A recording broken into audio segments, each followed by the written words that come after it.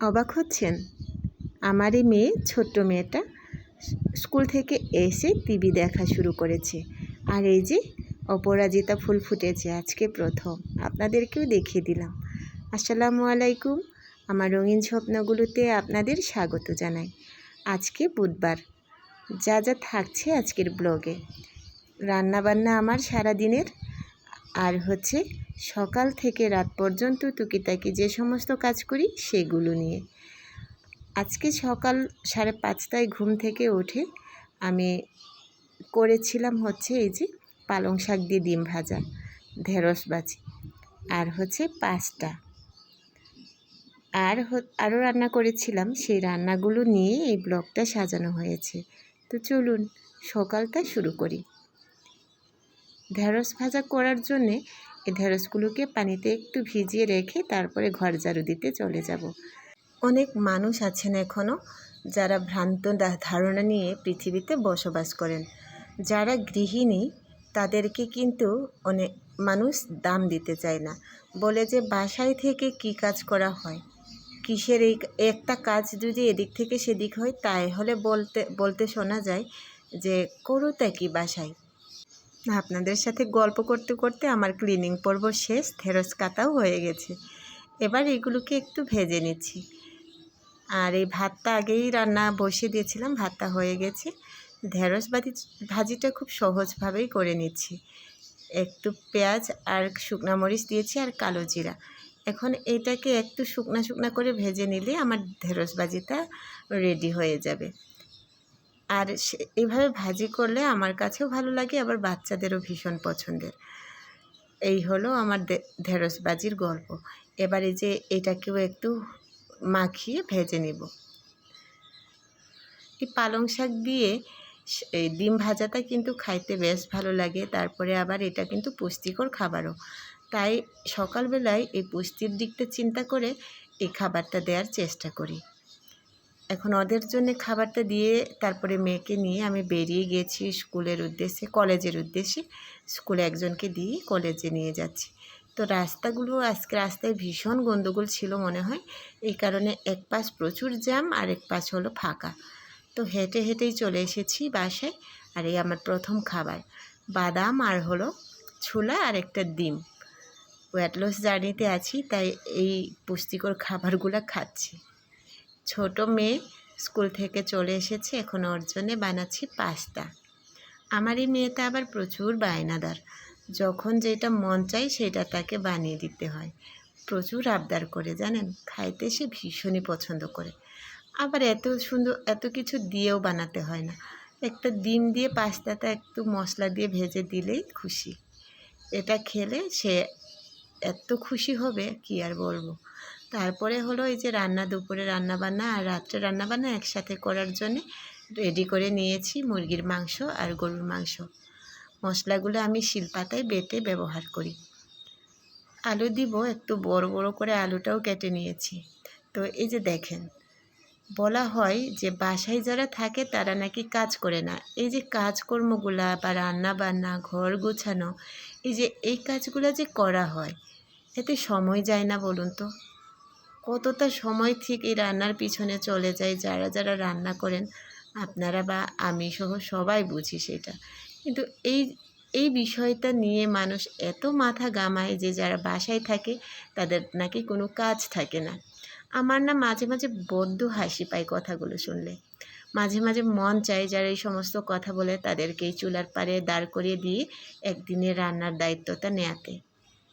কিন্তু সেই মনের আশাটা মনেই থেকে যায়, আর কাউকে দাঁড় করানো হয় না।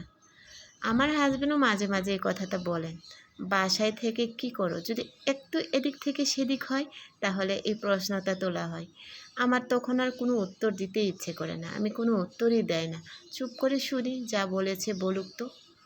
শুনে হজম করতে পারাটাই হলো হয়তো বা বুদ্ধিমানের কাজ। এই জিনিসটা চিন্তা করে কিছুই বলি না। আর মাঝে আক্ষেপ হয় যে নিজে কেন কর্মজীবী হলাম না, কেন গৃহিণী হলাম, এটা নিয়ে। সত্যিকারের একটা কথা বলি আপনাদের সাথে, সত্যি কথা, যে চাইনি শুধুমাত্র গৃহিণী হইতে, চেয়েছিলাম সংসার প্লাস হচ্ছে কর্ম করতে। কিন্তু একটাকে রেখে আরেকটা মানে খুব কষ্ট হয়ে যায়। বেশ কিছু বছর আগেও স্বাবলম্বী তো ছিলাম, দোকান ছিল, স্যালন ছিল, বিউটি স্যালন ছিল 2টা, সেইগুলোকে জলাঞ্জলি দিয়ে সংসারে সময় দিয়েছি। কিন্তু তাতে করে হচ্ছে কি, মাঝে মাঝে অপমানিত, মানে অপমানিত বলতে কি, আমার প্রচুর ইগোতে লাগে জানেন। যখন বলা হয় বাসায় থেকে করো তা কি, সারাদিন তো সেই একটাই কাজ, রান্নাবান্না করা। এই রান্নাবান্না করাই কি শুধু সংসারের কাজ হয়? অন্য কোনো কাজ থাকে না বলুন তো? রান্না বান্না করে তারপরে ঘরবাড়ি গুছিয়ে বাচ্চাদের পড়াশোনার ভার নেওয়ার পরেও এই সমস্ত কথা শুনতে হয়। কখনো সখনো প্রচণ্ড দুঃখ পাই, কখনো সখনো হাসি মুখে উড়িয়ে দেয় কথাগুলো। সে যাই হোক, গল্প করতে করতে আমার গরুর মাংস রান্না হয়ে গেল। এটা নামিয়ে নিয়েছি। এবার রান্না করছি হলো ডাল। সিদ্ধ করেছিলাম, ডালটা ফোড়ন দেওয়ার জন্যে কড়াইয়ে একটু মরিচ, তেজপাতা আর একটু রসুন দিয়ে তেলে ভেজে নিচ্ছি। আমি ডাল রান্না করি এইরকম সহজ পদ্ধতিতে। তেলের মধ্যে এগুলো ভেজে একটু কি করে নিয়ে পুরা পুরা করে নিয়ে ডালের মধ্যে ঢেলে দিচ্ছি। ব্যাস, ডাল রান্নাটা রেডি। এবার এই যে মুরগির মাংস, অল্প একটু মুরগির মাংস নিয়েছি, যদিও একবেলার জন্য এটা, তো অল্প রান্না করব। তো এগুলোও ব্রয়লারের মুরগি, তো একটু ভেজে রান্না না করলে হয় না, তাই এটাকে একটু ভেজে নিয়ে রান্না করব। এই ব্রয়লারের মুরগিটা আমার বাসায় ভীষণ চলে। সপ্তাহে 2 দিন থেকে 3 দিন এই মাংস রান্না করতে হয়, কারণ বাচ্চারা প্রচুর মাংস পছন্দ করে। ওদের পাতে যদি 2টা আলু দিয়ে 1 পিস মাংস তুলে দেওয়া হয়, তাতেই ওরা খুশি হয়। আর এই ব্রয়লারের মুরগি ছাড়া তো সহজলভ্য কিছুই নেই। গরুর মাংস বলুন 800 টাকা কেজি। নিম্ন মধ্যবিত্ত পরিবারে বাস করে 800 টাকা কেজির গরুর মাংস মাঝে মাঝে কেনাটা দায় হয়ে পড়ে। এই কারণে মাংস বলতে আমরা ব্রয়লার মুরগিটাকেই বেশি প্রাধান্য দেয়। মাংসগুলো ভেজে নিয়েছি, সাথে আলুটাও। রান্নাটাও খুব সহজেই করি, অল্প একটু মশলা দিয়ে এই রান্না করব। আর মশলা বাটা মশলা, সাথে হলো এই যে গুঁড়া মশলা বেটেই আমি রান্না করি। শিলপাতায় বেটে রান্না করলে তরকারির স্বাদটা দারুণ হয় বলে আমার বিশ্বাস। মশলাগুলো কষিয়ে এই যে মাংসটা দিয়ে তারপরে বেশ কিছুক্ষণ রান্না করে নিব এটাকে। আবার এই যে গুঁড়া মশলাগুলোকে কি করার জন্যে একটু পানি দিয়ে গলিয়ে নিচ্ছি। এর ফাঁকে ফাঁকে যে ঠিক কতগুলো কাজ করতে হয়েছে সেইটা আমি আপনাদের বলে বোঝাতে পারবো না। মানে এইটা করছি, তারপরে আবার সেইটা করছি, তারপরে আবার ঘর বাড়ি, আবার জানেন এমন জায়গায় বাসা যে চারদিকে খোলা, তো প্রচুর ধুলা জমে বাসায়, তাই বাসাটাকে 2-3 বার ঝাড়ু দিতে হয়।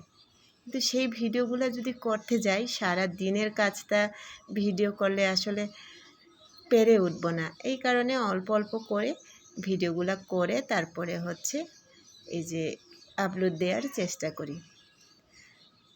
মাংসটা দিয়ে মশলার সাথে ভালো করে কষিয়ে তারপরে রান্না করব। যদিও মাংসটা ভাজা হয়ে গেছে, এত বেশি কষাতে হবে না, তারপরেও একটু কষিয়ে রান্না করে নিলেই ভালো হয়। আলুটাকেও দিয়ে দিলাম। এখন আরেকটু কষিয়ে নিয়ে পানি দিয়ে পরিমাণ মতো ঝোল দিয়ে এটাকে ফুটিয়ে নিব, মনে হয় 10 মিনিটের মতো, তাহলে এই রান্নাটা শেষ হয়ে যাবে।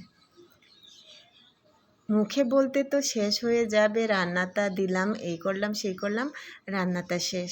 কিন্তু এটাকে যখন পুরোপুরিভাবে উপস্থাপন করতে হয়, রান্না করতে হয়, তখন কতটা ঠিক সময় লাগে সেইটা তো যারা রাঁধুনি বা যারা ঘর সামলান, যারা রান্না করেন, তারাই বুঝতে পারেন। বা খাবার টেবিলে যখন এই খাবারগুলা দেখা যায় বা পাওয়া যায়, তখন সে পিছনের কষ্টগুলা যারা খায় তাদের একটুকু বোধহয় মনে থাকে না। আমার তো সেই রকম মনে হয়।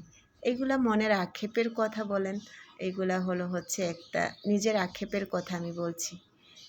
রান্নাটাও হয়ে গেছে কমপ্লিট, এবার হচ্ছে পরিবেশনের পালা।